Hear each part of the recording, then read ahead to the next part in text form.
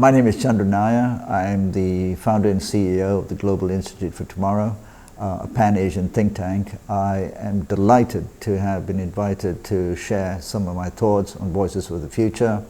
I do a range of things. I was a former consultant. At the moment, I run the think tank, and I have written 3 books. The first one is called Consumptionomics and Asia's Role in Saving the Planet. The second was called The Sustainable State, the Future of Governance, Economics and Social Systems. And the third, which looks at the whole infrastructure of privilege, is called The Dismantling of Global White Privilege.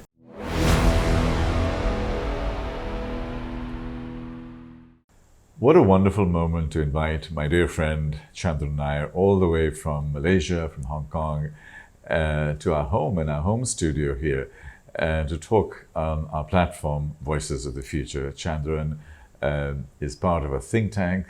He's an author, and he talks about sustainability and about some real practical things that we don't normally encounter in this part of the world. And we are very fortunate to have him with us today on Voices of the Future. Chandran, welcome. Good to see you, sir. Thank you. Thank you for having me. So when I listened to you yesterday, I found it fascinating because I felt that it was just so unique and fresh.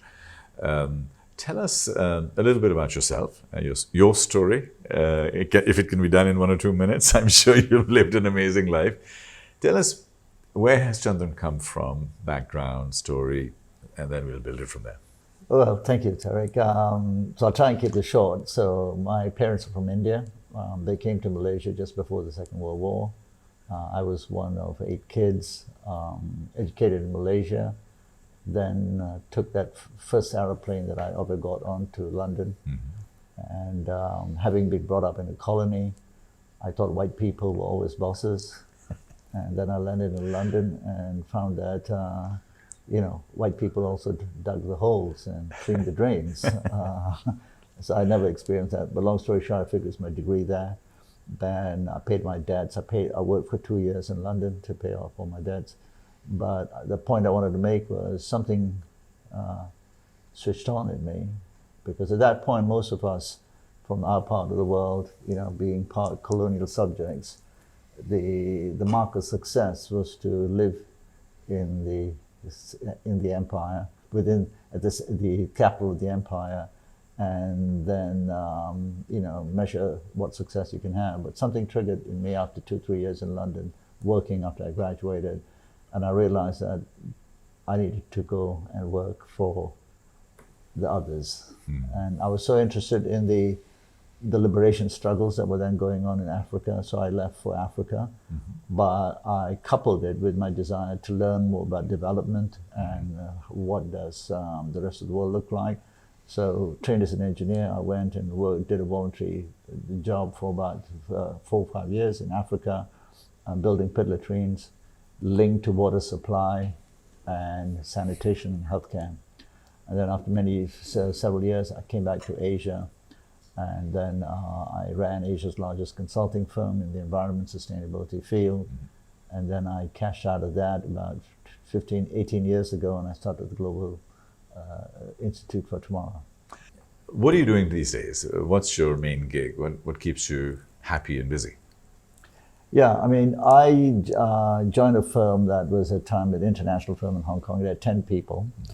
So I was very fortunate in being able to grow it with a lot of good luck and a bit of hard work. And I grew it to the largest in the region, 22 offices, 12 countries. I'm very proud that I opened the first environmental consulting sustainability firm in China in the early 90s, etc. And having done that and built that, after I was on the main board of the company, and we did a management buyout. And after a while, I realized that once you reach a certain stage in these companies, it's all about leverage and financial leverage. And once we brought, private equity into it, the game changed. Yeah. I was bored with that. After 2 years, I was bored. So I decided to leave. But at that stage when I left, if you left before the next deal day, you took the old price. But I took that gamble. But the the management board was so afraid that I would take all the staff with me, Yeah. build a new company, so they let me keep the stock. So what I decided to do then was to build what I felt was needed in Asia, a narrative that was more intellectually honest.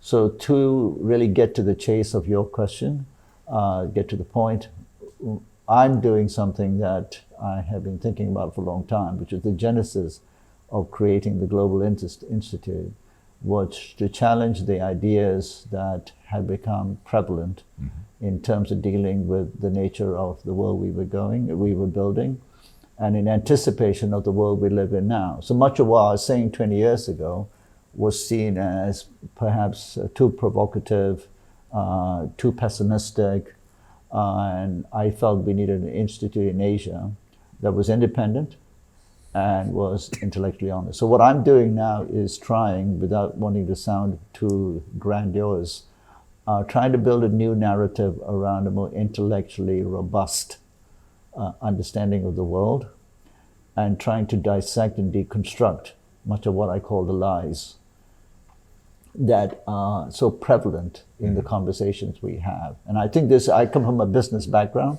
so I don't like people to think that I'm some sort of activist. I come from a business background, so if you want to talk P&L, how to make money, etc., I can talk to you about that. Right. But I think we need to talk about how do we make meaning without it sounding like I'm some hippie trying to save the world, because that's really the discussion, and deconstruct all of that. So that's what I'm trying to do. Interesting. You mentioned intellectual honesty a few times. What does that mean to you? I mean, you gave examples of net zero, not being intellectually honest. What's the thinking behind that? I think the problem, if you look at the corporate world, and I have been a member of many of the, the premium business associations in the world, from the World Economic Forum to many others. And Treaty of Rome, you're part of that. Club of Rome, which is less of a business forum, it's more of that science-based forum about the future of the world. And I've spoken at many of the leading international forums, from the OECD to the APAC forums. And this is what struck me going back even 20 years ago. Why were people in positions of power not speaking the truth? Why was the CEO of a large company selling junk food telling me that they were going to be sustainable? Why were they hoodwinking everyone? You can sell junk food, and at some point the state will try and intervene if they feel that the junk food is socially unacceptable, Sure. like cigarettes. But it's like the tobacco industry saying, cigarettes don't kill. Well, they do. Simple. And junk food is no good for people, period. Don't tell me you're going to put more lettuce in it and it's going to make it healthier. It's not.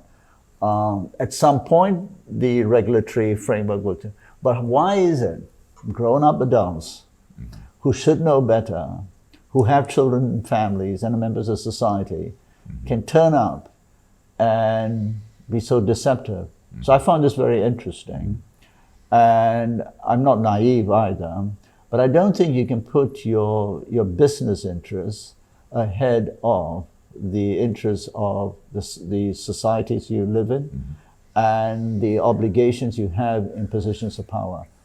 What kind of economic structure, economic construct are we looking at in terms of rich and poor, hypercapitalism, few companies controlling a lot, controlling our minds, controlling our thinking?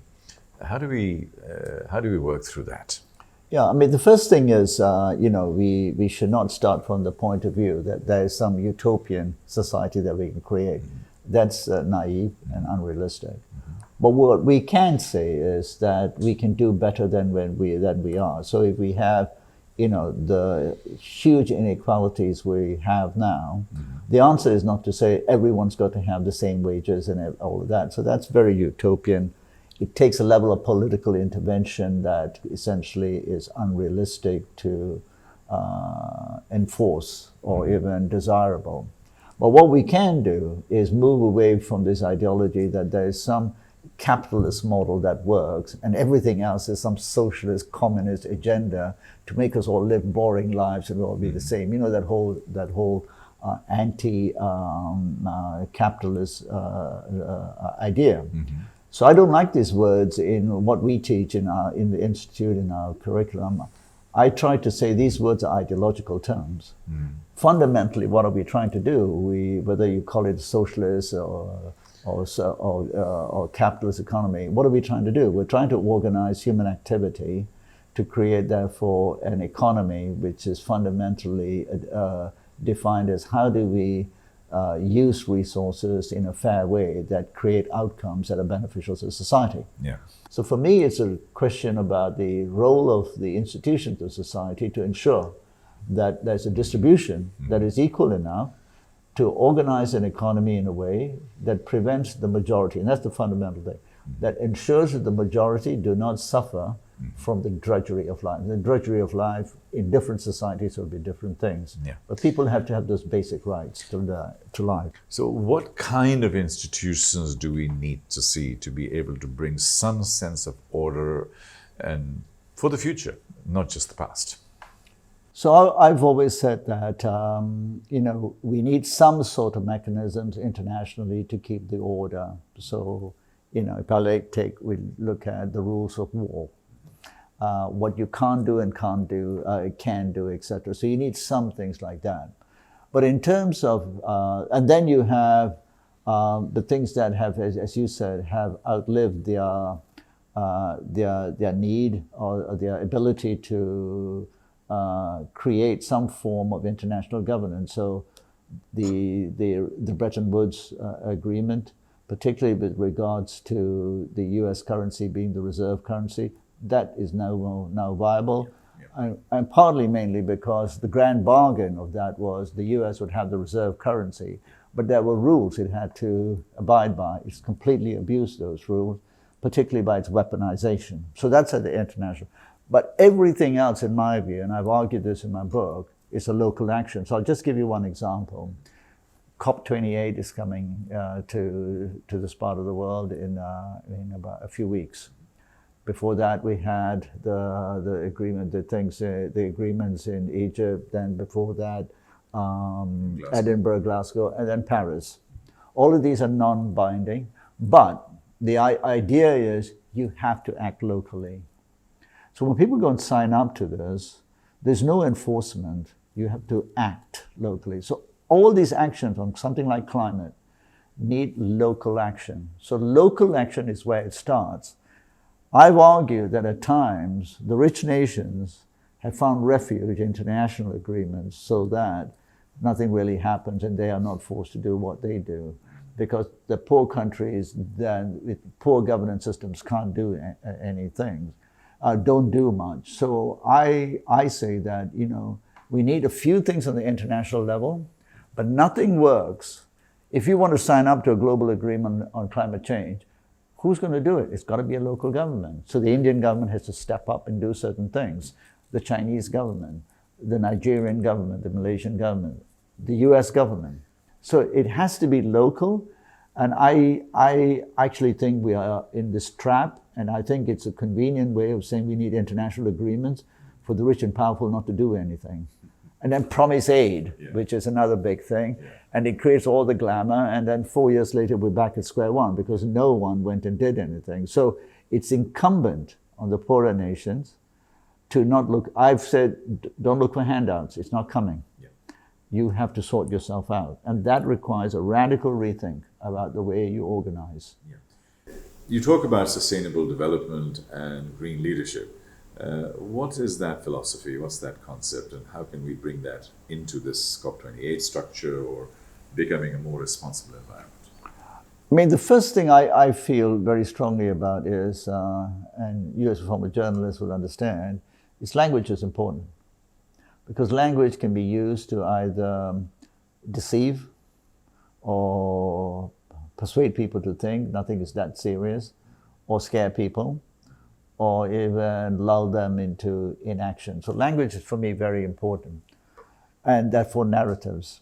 And I think, talking to a couple of people here who are closely involved in the COP, I said I'm really hopeful that COP28, because it is being held in the UAE, will force a different narrative from the very placid, same old sanctimonious discussions that, people have, whereas rich countries then on the last day shed crocodile tears for little islands that are about to be submerged and then do nothing the next day. And I think this is all sanctimonious stuff. So what for me sustainable development needs to look at is actually look at root causes. And the root causes, unfortunately, and this is the whole point about inconvenient truths, we have to accept that the economic model that we've all bought into is essentially at war with people and planet. There is not some green, some extreme view. It is fundamentally an economic understanding. We have built an economic structure around essentially encouraging all of us to consume relentlessly while underpricing everything, from the mobile phone to the sugar to the chocolates, whatever you name it, it's underpriced because you and I have to be lemmings every day of the week to walk into a supermarket and just buy stuff, right? So that understanding needs to change, and then that needs to transform into policy formulations. And that for me is local action. So sustainability for me is really understanding that life we live, which is our economic model needs to transform. Then you have to address the fundamental question, which is particularly in those nations where the majority of human beings live. The majority of human beings live in the large nations of the world. So I often joke and say, well, who cares about sustainability in Sweden or Denmark? It's like 6 people live there, right? What really matters is what's going to happen in China, what's going to happen in India, what's happening in Brazil, what's happening in Nigeria, what's going to happen in Indonesia. Those people count, because the majority of those people don't live like you and I. We're the lucky ones. Now the question is, how do their governments, who have an obligation to meet their basic needs, food, shelter, all of that, provide them with those basic needs to secure those societies and therefore, as I said earlier, ensure they escape the worst aspects of the drudgery of life. This cannot be done with a net zero discussion. This cannot be done by saying we're going to be carbon neutral. This cannot be done by saying we're all going to have renewable energy. It ain't happening. The question is the emissions will increase. So if Indians, Pakistanis, and Indonesians, of which there are hundreds of millions who don't have access, who don't have a proper home, and we're not talking the places I live in or you live in, we're talking about basic homes that can essentially endure extreme weather, and all of these are coming by the typhoons, droughts, etc. How are they going to do that? The governments will have to have policies which will need to be a departure from the typical IMF narratives about investments, etc. And we can talk about that, to ensure these people have those rights. So the farmlands and all of that. That's sustainable development for me, to protect the most vulnerable people, not through charity, but engaging them in economic activities I defined, so that they can secure their own lives. You know, Voices of the Future, the platform we are on at the moment, it is about creating and amplifying your voice. It's creating a collective consciousness of exactly what you're talking about. And it's about amplifying this and really about making a difference to these kinds of environments. And some of the touch points and data points that you were talking about are so unique and interesting. So for example, you spoke about the underpricing and technology being deflationary, which I understand. But you also spoke about the consumption breakup.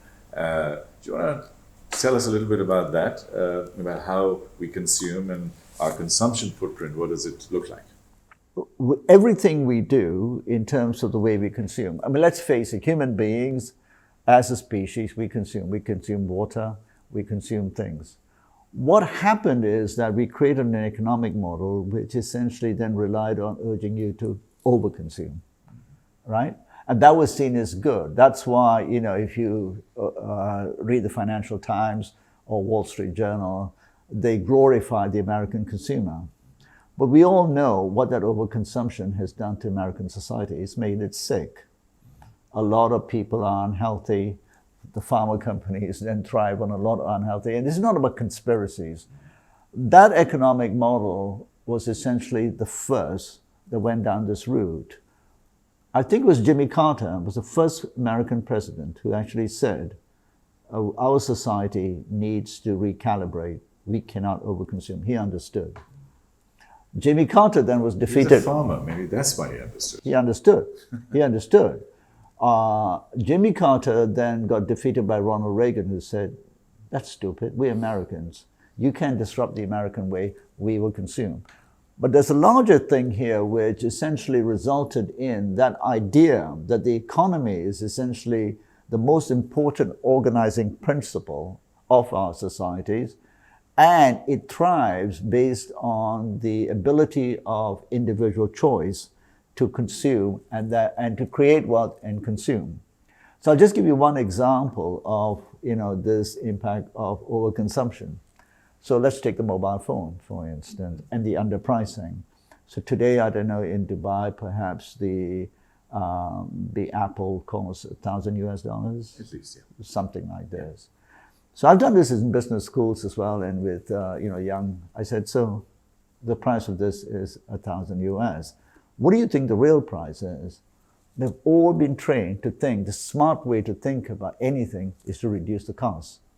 And they say, it should be maybe 200 and 100. I said, no, actually, the true cost of this is probably $10,000. And now let me tell you why. I tell them the real price of that is, it's a sophisticated piece of engineering using some of the most exotic materials on the planet.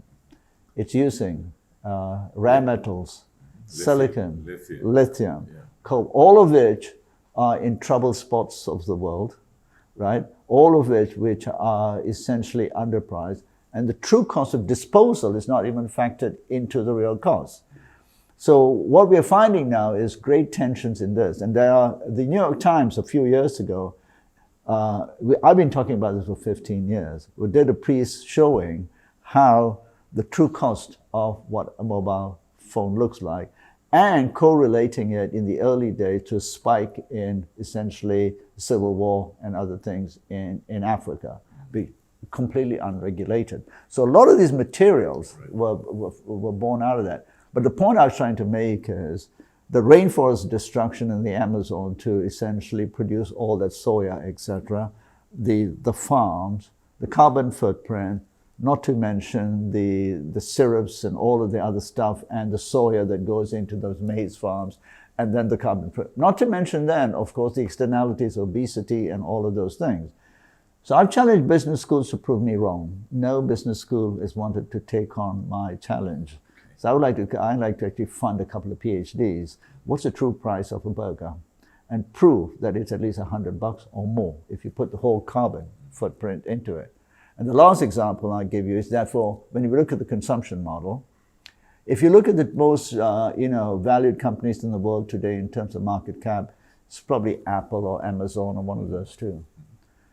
The two companies that the world values the most and admires, the entire business model is based on essentially driving relentless consumption through underpricing. So the Apple, which is, you buy a device, the most sophisticated technology humankind's come out in terms of personal use is designed to die on you the moment you walk out of that shop. So, for instance, if the companies are responsible and we have regulations, take back these phones. You design them to die on me, well, I have a right to send it back to you, but they won't. The only way they will is the state regulates and says, listen, guys, if you design this thing that it dies and you've got a new gadget coming up, the consumer is entitled to take it back to you, give it to you. And by the way, you can't throw it in the ocean or send it to some African country or Bangladesh or Pakistan where some poor people will dismantle it and use it for something else. That is the crux of the problem. Yeah. And the crux of that problem also is then climate change. All this energy use is up, no one's paying for it. So if the price of the Apple went up from 1,000 to 10,000, you and I will not be lining up when they got the new model 6 months from now because they, oh my God, 10,000. Yeah. So that's a new form of capitalism. That's what I mean by, I can talk about chocolates, I can talk about slave labor and all of that, but all about is that. And particularly the fast fashion industry is another example of us all being lemmings. I mean, cotton, for instance, is the most toxic crop in the world because of the amount of pesticides and herbicides it needs. I can't remember the stats, but it's an enormous percentage of the global use of pesticides and herbicides is for cotton. And yet, you can go to Bali, Indonesia, etc., and find T-shirts for $3 and you say, who on earth priced this? And we know some poor woman somewhere and some poor guys that did all of this, and we know the waste wasn't properly treated. That T-shirt should be $25. Pay for it. Then we have a different economic model, because that wastewater would be treated, because the true cost of treating that would be now priced into my T-shirt, rather than me thinking I need a bargain every time I go out and shop, which is how we are conditioned to think. Absolutely. And the supermarket then tells you, hey, come in, I got today a special offer, buy one and get one free. It's called voodoo. How did that come? But they taught them at the MBA how to fool people. That's my point. So I'm very convinced that we can find solutions to some, but they will not be perfect solutions. We are going to have to completely adapt to a new way of living. So, North Americans or Europeans will have to confront a new way of living, adapt to the fact that the Chinese are coming. And I keep telling my American and European friends, do you think the Chinese are a problem? Wait till the Indians come. Right? Wait till the Pakistanis come, because they too have a right to the carbon, quota. They have a right to all of these things. And I think the limits are something people need to understand. So for instance, let's take urban areas. I call for deurbanization. Not that we all go back to villages, but these mega cities don't work. They just don't work. They are broken. You can't fix Mumbai.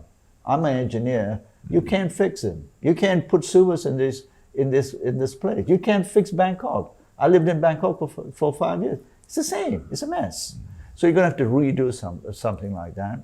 So once you start doing that, you start improving the quality of life of these millions who have been crowded into these places, living in terrible conditions, breathing bad air, not having all of these primary conditions. So that's one of the first obligations. Then the second thing is redesigning our entire food system and moving away from the completely industrialized food system. Again, I'm not naive. I'm not saying we all go back with buffaloes and spades and digger. We can use all the latest technology, but the new farming systems and governments have to intervene. Many governments in our part of the world really thought, because in a way, once we got independence, we said to ourselves, okay, the white fellas are gone. Now I want to be like them, right? And our elites all wanted to be like them. Said, okay, they said just urbanize.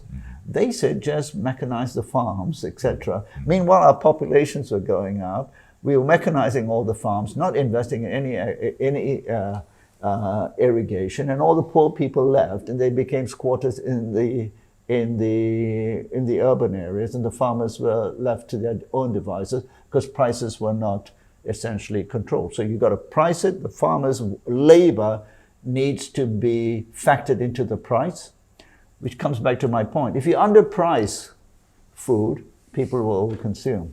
If you price it properly, people will start to not. I spoke at the World Tourism Conference a few years ago. All the hotels CEOs, group CEOs, all that.